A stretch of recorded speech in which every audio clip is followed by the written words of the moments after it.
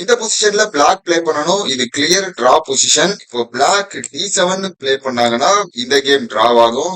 King C5 play பண்ணா black opposition create பண்ணுவாங்க. யாரு ஆப்போசிஷன் ஃபர்ஸ்ட் கிரியேட் பண்றாங்களோ அவங்களுக்கு பொசிஷன்ல அட்வான்டேஜ் கிடைக்கும். இங்க பிளாக் C7 ஒரு பிளண்டர் மூவ் பிளே பண்றாங்க. சோ இப்போ ஒயிட் C5 பிளே பண்றாங்க.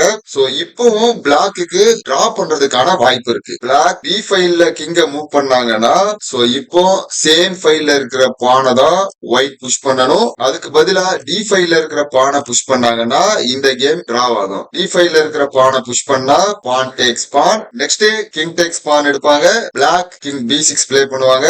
இப்போ ஒயிட் கிங் C4. சோ இப்போ பிளாக் கிங் C6னு ஆப்போசிஷனை கிரியேட் பண்ணிடுவாங்க. சோ இந்த கேமை பிளாக்கால டிரா பண்ண முடியும். அதுவே சேம் ஃபைல்ல இருக்கிற பானை புஷ் பண்ணா இங்க என்ன நடக்கும்? பான் டேக்ஸ் பான். கிங் வச்சு பானை டேக்ஸ் எடுத்த உடனே இங்க ஆப்போசிஷன் கிரியேட் ஆகும். இந்த கேமை ஒயிட் வின் பண்ண முடியும். கிங் C7 பிளே பண்ணாலும் திரும்ப ஒரு ஆப்போசிஷன். கிங் D7 பிளே பண்ணாலும் திரும்ப ஆப்போசிஷன். சோ இப்போ கிங்க கண்டிப்பா இந்த ரெண்டுல ஒரு ஸ்கொயருக்கு தான் மூவ் பண்ணி ஆகணும். அப்படி இல்லைன்னா பின்னாடி தான் மூவ் பண்ணணும். அப்படி எந்த ஸ்கொயருக்கு மூவ் பண்ணாலும் இந்த இடத்துல ஆப்போசிஷன் கிரியேட் பண்ண வேண்டிய அவசியம் இல்ல. சோ இங்க E6 மூவ் பண்ணிடுவாங்க. இப்ப C6 பிளே பண்ணா செக் வரும். சோ அதனால பின்னாடி கொண்டு போகும்போது இங்க ஒயிட் பான் பாஸ் ஆகுறத பிளாக்கால ஸ்டாப் பண்ண முடியாது. சோ இதுவே கிங் B5க்கு பதிலா D5க்கு மூவ் பண்ணாலும் சேம் ஃபைல்ல இருக்கிற பானை தான் ஒயிட் புஷ் பண்ணணும். அப்படி புஷ் பண்ணா மட்டும்தான் ஒயிட்டால இந்த கேமை வின் பண்ண முடியும்.